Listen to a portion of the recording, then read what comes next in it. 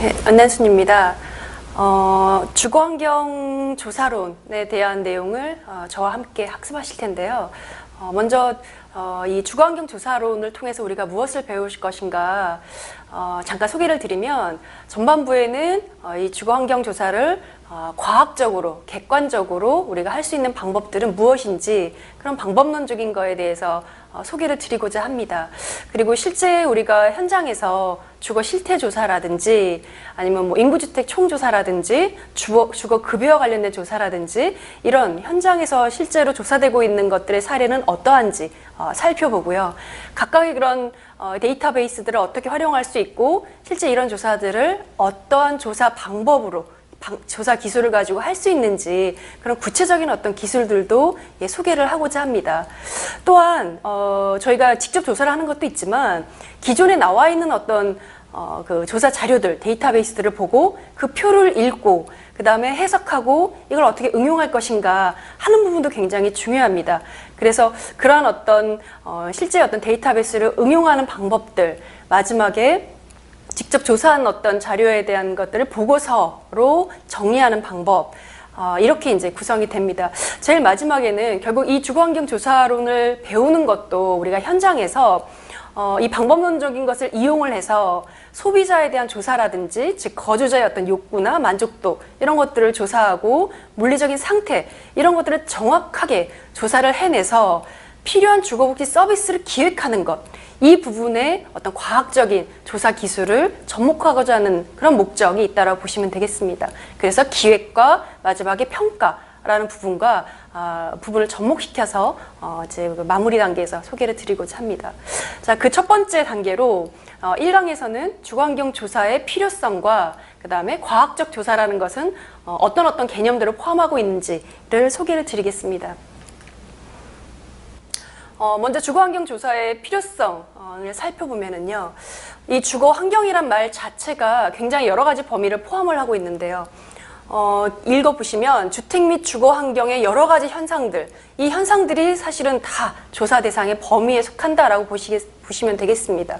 그래서 이 조사한 내용들을 어떻게 분석을 하고 그 결과를 도출한 다음에 이 주거환경에 대해서 이제 평가를 내려야 되겠죠. 어떤 문제점이 있다더라, 어떤 나타나는 현상들은 이러이러하더라 라는 것을 이해한 다음에, 그 다음에 이제 그 주거 환경에 대한 개선을 위해서 어떤 대안들을 모색할 수 있는지, 이것까지 도출하는 일련의 과정들을 주거 환경 조사라고 보시면 되겠습니다. 그래서 이때 다루는 어떤 내용들은 주거 환경에 있어서의 물리적인 부분만 다루는 건 아니고요. 물리적인 것, 심리적인 것, 그리고 행동적인 평가까지 포함한다라는 점입니다. 그래서 어떤 질적인 수준에 대한 향상도 꾀하고, 그 다음에 거주자의 어떤 심리적인 부분, 그 다음에 행동적인 특성, 이런 것들을 이해하는데 과학적이면서 논리적인 어떤 방법으로 접근한다라고 하는데 의의가 있겠습니다. 그래서 이후에 소개드리는 여러 가지 개념들은 이 과학적이라는 게 과연 무엇이냐, 이런 것들에 대한 기반, 그런 그 정보에 대한 내용이라고 보시면 이해하시면 되겠습니다. 대표적으로 이 그 거주 평가를 먼저 짧게 소개를 드리겠는데요. 이 거주 평가는 우리가 보통 POE라고 해서 이 영문 약자로도 직접적으로 사용을 합니다. 이 POE라고 하는 거주 평가는 현재 우리나라에서는 이제 건물을 지은 다음에 그 건물을 이제 사용해보고 거주자들이 이 건물의 공간 구성이 어떻더라, 환경은 어떻더라, 이런 것들을 평가하는 그런 어떤 과정이라고 보시면 되겠습니다. 평가하는 거에 끝나는 게 아니라 목적이 있어야겠죠. 즉 이제 거주 환경을 어떻게 개선할 것인지, 문제점이 있다면 그럼 이것을 다음번 설계에 어떻게 반영할 것인지 하는 정보를 얻는 그런 어떤 일련의 과정으로서 이용이 됐습니다. 외국에서도 유사한 목적으로 사용이 됐는데요. 건축 환경에 대한 이 사용자의 어떤 효용성에 대한 어떤 조사 차원에서 거주 평가가 이루어졌다라고 보시면 되겠습니다. 이때 물리적인 것뿐만 아니라 앞에서도 소개해드렸던 주관적인, 즉 거주자가 평가하는 거니까 내가 생각하기에는 지금 안방이 거실의 그 크기가 어떻다, 쾌적하다 본다, 아니다, 굉장히 다분히 주관적인 건데 이런 주관적인 판단조차도 굉장히 중요한, 설계에 있어서 중요하게 반영이 돼야 되는 부분이다라고 본다라는 거죠. 그 다음에 경제적인, 기술적인 요인 이런 것뿐만이 아니라 그래서 사회 이제 행태적인 어떤 요인 측면에서 이 건축 환경이 어떤 영향을 미치는지, 즉 건축 환경의 어떤 효용성 이런 것들을 결정하는 이런 일련의 건축 과정에서의 평가와 진단을 하는 단계, 이것을 우리가 이제 POE라고 이해를 할 수가 있겠습니다.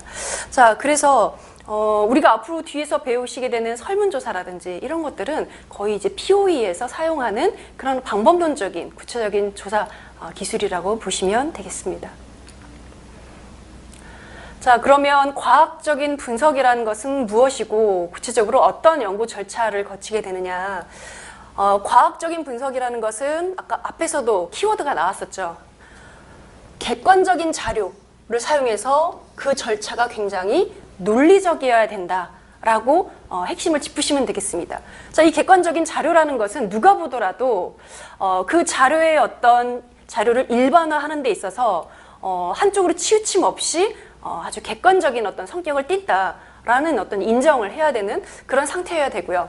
그래서 그거를 도출하는 어떤 절차가 굉장히 논리적이다. 이 논리적이라는 것이 이제 과학적인 분석의 기본이라고 할 수가 있겠습니다. 그래서 조사 분석에 있어서 이제 과학이라는 것은 어떤 실증적인 나타나는 현상에 대한 이런 객관적인 조사 혹은 진실된 어떤 지식의 체계를 밝혀내는 것, 이렇게 표현을 할 수가 있겠죠. 그래서 특히 여기 보시면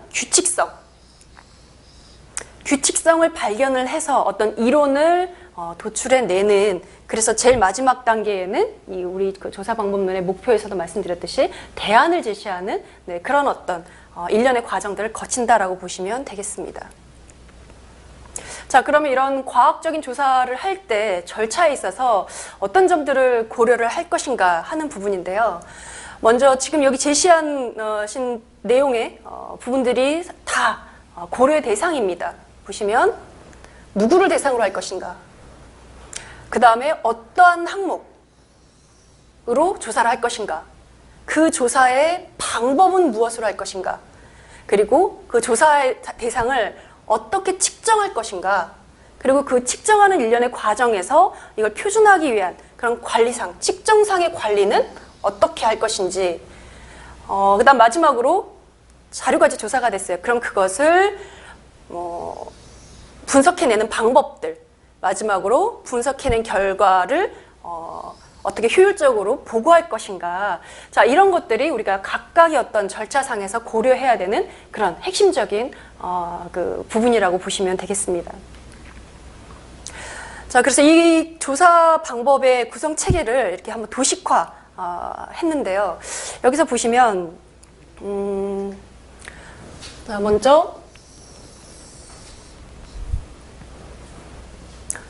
소개드린 과학적인 접근이라는 부분에서, 자, 과학적이라고 하는 것은 말씀드렸듯이 이 연구 문제를 설정하고 그 다음에 가설을 만드는, 이제 뒤에서 개념은 다시 이제 배우시게 될 겁니다.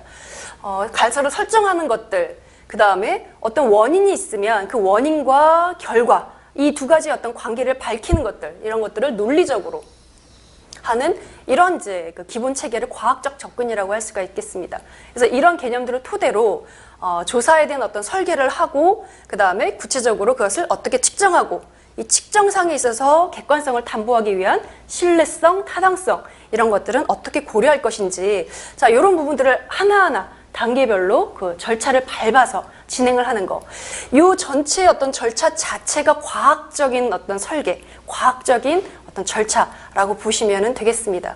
그래서 이후 강의에서 하나하나 이 현장 조사라든지 사례 조사 같은 구체적인 방법에서 부족해서 자료를 수집하는 방법들, 그 다음에 조사 도구를 구성하는, 작성하는 방법들, 마지막에 자료 처리와 그 다음 보고서를 작성하는 방법들, 이런 것들을 이제 하나하나 다루게 되겠죠. 그래서 이것들이 결국은 현장에서 우리가 이 결과들을 어떻게 활용할 것인가, 이 부분까지도 전체 어떤 설계에서 고려해야 되는 그런 사항으로 보시면 되겠습니다. 그래서 대표적으로 우리가 과학적인 연구다 해서 많이 사용하는 개념들이 있는데요. 대표적인 거를 소개를 드리면 기술, 설명, 예측, 통제 이렇게 4가지 개념으로 요약을 할 수가 있습니다. 하나하나 살펴보시면 자, 먼저 기술인데요. 이제 뭐 서술이라는 용어로 이야기를 합니다. 우리 그 통계에서는 한 가지 용어로만 다 쓰이지 않고 학자마다 또 사용되는 어떤 그런 분야마다 같은 내용이지만 용어를 조금씩 다르게 사용하는 경우가 있습니다. 그래서 전체적으로 이 조사 방법론을 들으실 때 그 각각의 어떤 그 동일 어떤 용어들 이런 부분들도 꼭 체크를 해주시면 좋겠습니다. 자, 이 기술이라는 거는 말 그대로 어떤 있는 사실들을 관찰한 다음에 이것을 요약해서 그 자체를 그대로 기록하는 이것을 이제 기술이라고 보시면 되겠습니다. 이제 구체적으로 이런 기술을 하기 위해서 우리가 처리할 수 있는 그런 방법들, 분석 방법들, 뭐 빈도, 분포 이런 것들을 추후에 자세하게 소개를 시켜드리겠습니다. 예를 들면 기술의 한 사례입니다. 신도시에 있는 입주자 대표회의의 어떤 현황과 활성화에 대한 연구인데요. 자, 여기서 보면 우리가 항상 조사할 때마다 설문조사를 할 때마다 기본적으로 드러나는 것은 그 조사 대상자의 일반적인 특성이라고 볼 수가 있겠죠. 그래서 그 동대표의 연령은 어떻게 되고 성별, 교육 수준, 현재 직업 자, 이런 것들은 있는 사실이죠. 이런 있는 사실들을 우리가 분석을 해서 그대로 제시하는 것 이것을 이제 기술이라고 보시면 되겠습니다. 그래서 표로 나타나면 자, 연령으로 봐서는 40세에서 50세 미만 그 다음에 이 32% 정도 60세 이상이 41% 정도로 해서 표집된 인원 중에서 60세 이상이 가장 많았다. 이거는 이제 실제로 나타난 조사 대상의 특성을 그대로 기술한 그런 어떤 표이고 그런 해석이다라고 보시면 되겠습니다. 자, 설명이라는 것은 단순히 지금 특성들이 대표들의 특성이 이래, 연령은 어떻고 뭐 성별은 어떻고 이래 라고 하는 그런 기술을 좀 넘어서요. 여기서 가장 중요한 키워드는 이게 되겠네요. 이유, 원인. 왜 그 현상이 일어나게 됐는지 그 이유와 원인을 밝혀내는 것 이것을 우리가 설명이라는 용어로 사용을 합니다. 자, 그래서 이 원인과 조건을 밝혀내는 것 분석 방법으로는 뭐 인과관계 분석 이런 것들을 나중에 소개를 드릴 건데요. 보다 기술보다는 한 단계 심화된 그런 어떤 그 개념이라고 보시면 되겠습니다. 자, 예를 들면 사례들이 많이 나와지는데요. 이 사례들은 그 개념을 위한 사례이기도 하지만 역으로 이 사례를 보시고 이게 설명에 해당하는 사례인지 기술에 해당하는 사례인지 이런 것들을 반대로 역으로 또 추정을 해나가시는 그런 연습도 조금 필요하실 것 같습니다. 자, 함께 보시면 이건 도시노인 1인 가구를 위한 시니어 쉐어하우스라고 하는 어떤 새로운 개념의 그런 어떤 그 연구입니다. 자, 그래서 탐색 연구라고 했죠. 자, 여기에 보면 이런 SSH라고 하는 시니어 쉐어하우스 같은 경우에 거주할 의사가 있다. 조사를 해봤더니 74%가 거주할 의사가 있다라고 했습니다. 있다라고 하는 건 하나의 현상이에요. 왜 거주할 의사가 이렇게 높지? 자, 그거에 대한 원인과 이유. 사실 이게 더 궁금하겠죠. 그래서 여기서는 질문으로 거주할 의사가 있는 사람에게 혹은 또 없으면 왜 없는지 그래서 예를 들면 거주할 의사가 없는 이유는 이러이러하다. 현재 혼자 사는 것이 자유롭기 때문이고 그 다음에 뭐 같이 살아본 경험이 없기 때문에 두렵기 때문이고 이런 어떤 이유들을 이 조사에서 같이 밝혀내고 있습니다. 그 일련의 지금 여기 보여지는 이런 사례들은 설명, 바로 이제 설명에 해당하는 그런 이제 사례라고 보시면 되겠습니다. 자, 설명에는 2가지 방법이 가능한데요. 그 첫 번째는 연역적 설명이라고 할 수 있고요. 2번째는 귀납적 설명. 아마 연역법, 귀납법이라는 것을 들어보셨을 겁니다. 개념은 그 국문법에서 우리가 이해하는 것하고 같은데요. 자, 이론, 이미 밝혀진 이론과 원리가 있고요. 그 다음에 내 눈으로 목격할 수 있는 현상들이 있습니다. 내 주변에서 일어나는 뭐 사건들, 현상들 이런 것들을 관찰할 수 있는 그런 현상이 있는데 귀납법은 그 현상들이 규칙성이 있고 반복되고 그래서 그것을 일반화할 수 있으면 바로 하나의 이론으로 정립해서 설명하는 이 부분을 이제 귀납법이라고 우리가 이야기를 할 수 있습니다. 연역법은 이제 그 반대죠. 이미 밝혀져 있는 이론이 있어요. 원리가 있습니다. 자, 그것을 가설을 세워서 실제 내 눈에 보이는 현상을 해석해내는 방법들, 이것을 이제 연역법이라고 할 수가 있습니다. 그래서 교재에는 이제 소크라테스와 인간의 죽음, 이것을 이제 이용을 해서 제가 설명을 했는데, 그 부분을 읽어보시고 이 설명에 있어서의 이제 우리가 각 단계에서 연역적인 방법을 이용하느냐, 귀납적인 방법을 이용할 것인가 하는 선택을 이제 이 조사자가 선택을 해서 각각의 어떤 방법들을 도출해내시면 되겠습니다. 자, 세 번째 개념은 예측입니다. 예측은 여기 보면 관찰에 의해서 입증할 수 있는 미래의 어떤 현상들. 자, 미래라는 말. 그죠? 자, 이 미래에 대한 사회적인 현상을 말 그대로 예상하고, 그 다음에 그 기대에 대한 진술. 어떻게 할 거야. 아마 어떤 현상이 일어날 거야. 라는 것들을 진술하는 것을 우리는 예측이라고 이야기를 합니다. 사례를 보시면, 자, 주택 수요 변화, 이런 것들, 소비자 행동 변화, 이런 것들이 주로 이제 예측이라고 하는 기법들을 사용한 그런 개념들인데요.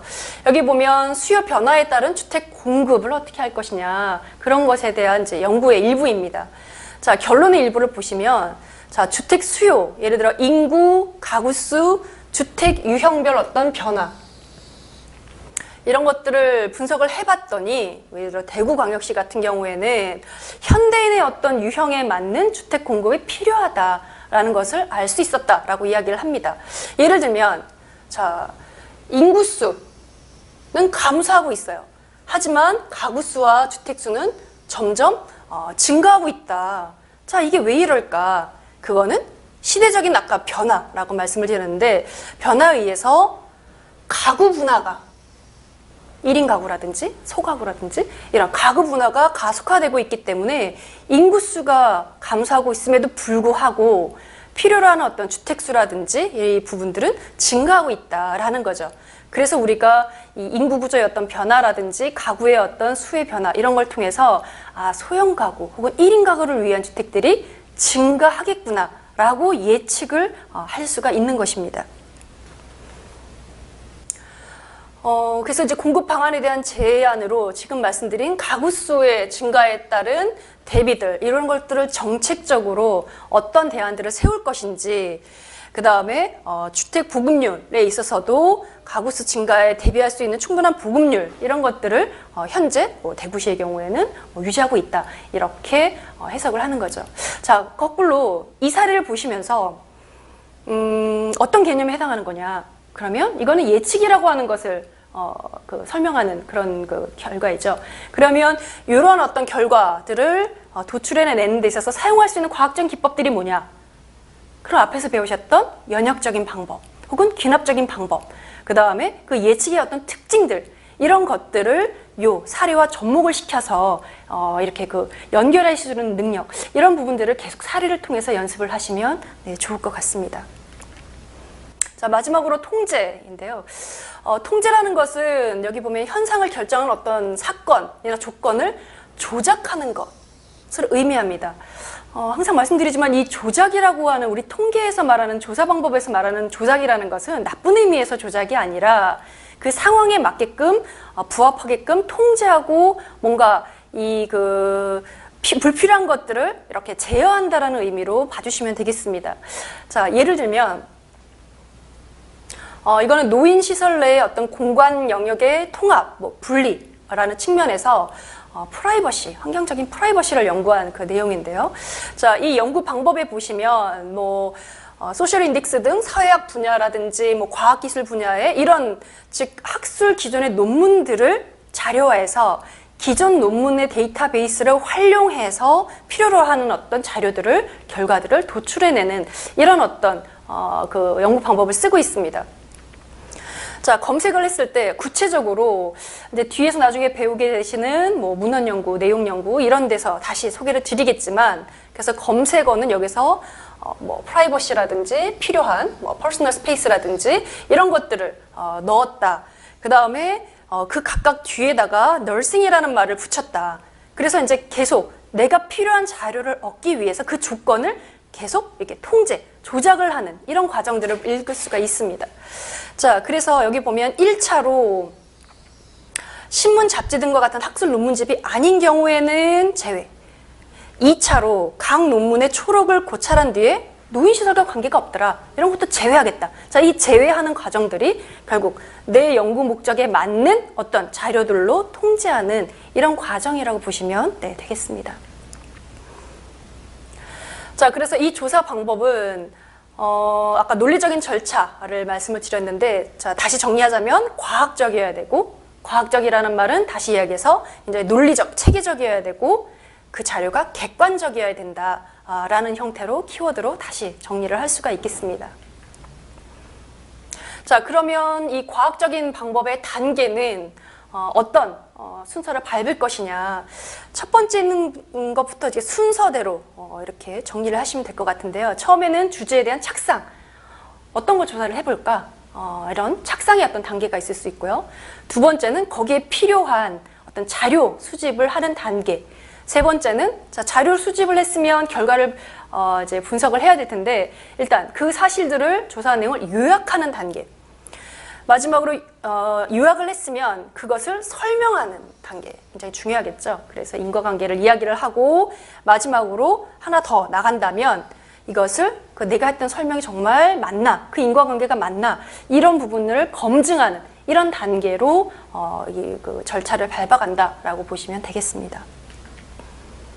자, 그래서 조사의 과정은 아까도 말씀드렸듯이 과학적이라고 하는 부분에 있어서는 이 이론에 근거를 한 각 단계마다 어떤 분야별 어떤 그 이론의 적용을 받게 됩니다.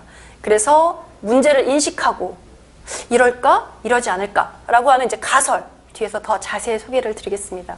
가설에 대한 설정을 하고 구체적인 연구 설계를 한 후에 실제로 측정하고 자료 수집하고 분석을 해서 그 결과를 다른 내 조사 대상뿐만이 아니라 사회의 어떤 일반적인 어떤 현상으로 일반화하는 이런 어떤 일련의 단계.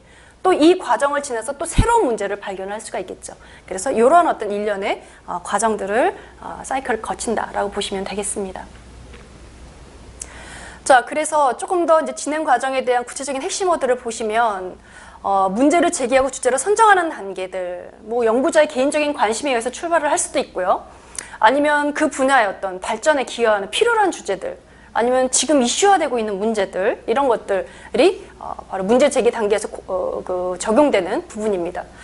그리고 연구, 조사의 어떤 설계 부분에 있어서는 지금 말씀드리는 보여지는 요 단계, 그래서 기존 연구를 먼저 검토하고, 자, 분석 단위 뒤에서 소개해드리고요. 분석 단위를 검토한 후에 자, 연구 문제 혹은 가설, 내가 증명하고 싶어 하는 이런 연구 문제를 설정을 합니다.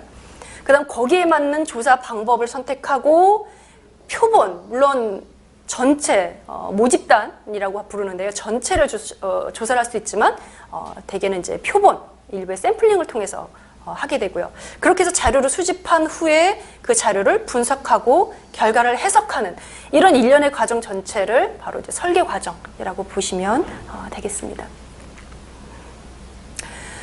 자, 그러면 여기서 말씀드렸던 그 문제 제기나 주제 선정에 있어서 사실은 이것 말고도 그 외에 다른 이유는 굉장히 많을 겁니다.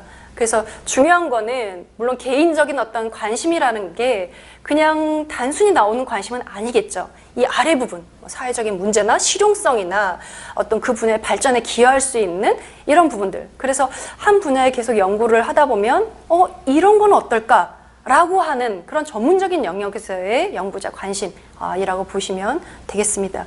그래서 연구 주제를 잘 잡으면 이후에 어떤 설계에 있어서 굉장히 이제 정확하게 주제와 목표를 설정을 해야 이후에 결론 부분에서 원하는 것들을 도출할 수 있는 이런 어떤 관계에 있습니다. 자, 연구 설계에서 분석 단위의 어떤 검토라는 얘기를 했는데요. 예를 들면은 내가 관리하고 있는 임대 아파트에서 유난히 이제 연세대신 어르신들이 그 주택 내에서의 안전사고가 자꾸 일어나다 넘어지시거나 어디 이렇게 부딪히거나 뭐 이런 사고들이 자꾸 발생을 합니다. 자, 그러면 기존에 이런 노인의 주택 내에서의 안전사고 이런 연구가 있었나? 하고 기존 연구들을 검토를 해보겠죠. 해본 다음에 만약에 이제 내가 보고자 하는 연구가 정확한 그런 똑같은 연구가 없다. 그러면 내가 생각하는 어떤 분석의 단위, 공간을 볼 것인지 아니면 어떤 행위를 볼 것인지 이런 분석의 어떤 단위를 검토를 하게 됩니다. 그 다음에 예를 들어서 물리적인 구조물, 턱이라든지 혹은 공간의 배치라든지 이런 것들이 안전사고와 관련이 있을 것이다 혹은 없을 것이다 라고 하는 이런 가설들을 선정을 하게 되는 거죠. 그래서 1년에 이제 이후에 배우시게 되는 조사 방법과 표본 추출 방식과 자료의 수집 이런 부분들을 그 객관적인 과학적인 어떤 절차를 통해서 마지막에 그 결과를 도출하는 이런 일련의 방법들을 진행을 하시면 되겠습니다. 자, 분석 단위 아까 샘플 사례에서 말씀드렸듯이 자, 예를 들면 그러면 나는 그 안전사고를 공간에 대한 것을 초점을 맞겠다. 그러면 이렇게 도면을 보고 이 침실과 그 다음에 화장실과의 어떤 배치라든지 노인이 사용하기에 노인 침실을 여기로 사용하는 경우 현재 여기로 사용하는 경우 이 공간과의 어떤 거리 문제라든지 요 방에서의 어떤 턱이 있나 없나 라든지 폭은 어떤지라든지 바닥 재료의 차이는 어떤지라든지 그렇다면 이 평면도 자체만 가지고 만약 분석을 한다 그러면 이 평면도 자체가 분석의 단위가 될 것입니다. 그래서 분석 단위는 굉장히 다양하죠. 개인이나 뭐 한 집단이 될 수도 있고요. 아니면 문서연구법을 한다면 책이나 문서 이런 것들도 하나의 분석 단위가 된다라고 보시면 되겠습니다. 네. 1강은 여기서 마치도록 하겠습니다. 수고하셨습니다.